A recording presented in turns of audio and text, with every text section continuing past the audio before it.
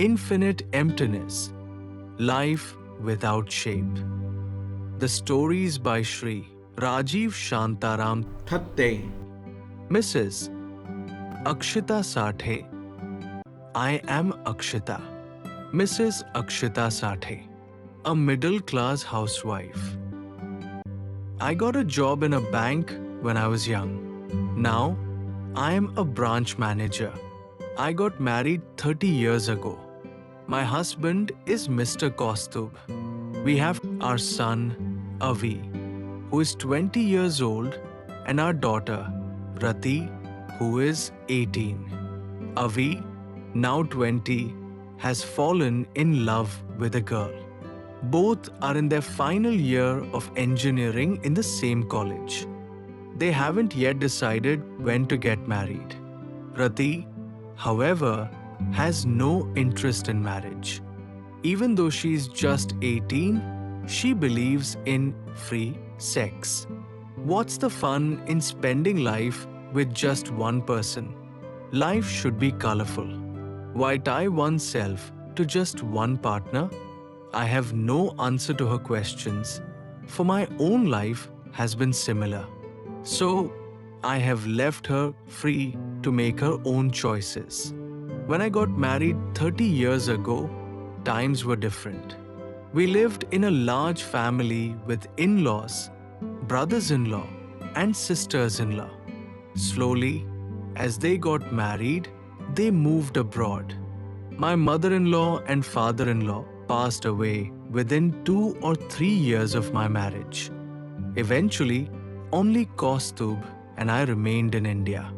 6 years into our marriage, we still hadn't conceived, and Kaustubh began blaming me. I suggested that we both see a doctor, but he refused. "The problem must be with you, not me," he would repeatedly say. Finally, I went to the doctor alone. The gynecologist, a woman, examined me and prescribed some tests. After reviewing the results, she confirmed that I was medically capable of having children. "Bring your husband for a checkup. We will assess his sperm count and look for any issues. Only then can we decide on the next steps," she advised. I tried convincing Kaustubh, but he kept blaming me and refused to get tested. Eventually, I resorted to a plan. One night, I got him drunk, mixing vodka, rum, and whiskey. He got heavily intoxicated. Feigning affection, I performed masturbation on him. In his drunken state, he enjoyed it. I collected his semen in a bottle and secretly took it to the doctor. The next day, the test results confirmed that his sperm count was extremely low and the sperm were defective. He could never father a child. I didn't show him the report, but I understood everything. A few days later, I gently suggested, "Should we adopt a child?" He became furious and beat me mercilessly. "If I don't have a child with you, I will divorce you and marry someone else," he threatened. I understood what I needed to do. Days passed. Kaustubh grew distant and started drinking regularly. I could feel his lack of interest in me. One day, while at the office, I received a call from Avinash, our college hero.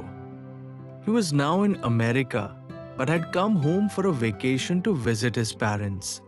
Unmarried, a bachelor, still as handsome as ever. I confided in him about my troubles. "Can I tell you something?" Avinash asked. "I loved you, but I wasn't financially stable, so I never proposed. Then I moved to America and earned well. By the time I visited India, I learned you had married Kaustubh. So, I left again. I know Kaustubh, he's my friend's brother. In America, I've had my share of fun with many women, but I never married. I always wanted you as my wife. Now, let's just enjoy. I took a moment and asked him, "Will you give me a child?" But this should remain a secret. The next day, Avinash booked a suite at the Oberoi. I left home pretending to go to the office and went straight to the hotel. From Tuesday to Saturday, I spent the entire day with Avinash. We drowned in endless passion. He treated me like a queen. On Sunday morning, he flew back to America, leaving a life growing inside me. A month passed, and my periods didn't arrive. After 2 months, I told Kaustubh, "I was sure you would conceive," he said. "The doctor confirmed my pregnancy. Congratulations. You are going to be a mommy, and Kaustubh will be a daddy." We were both happy. I secretly called Avinash. "I'm pregnant with your child," I told him.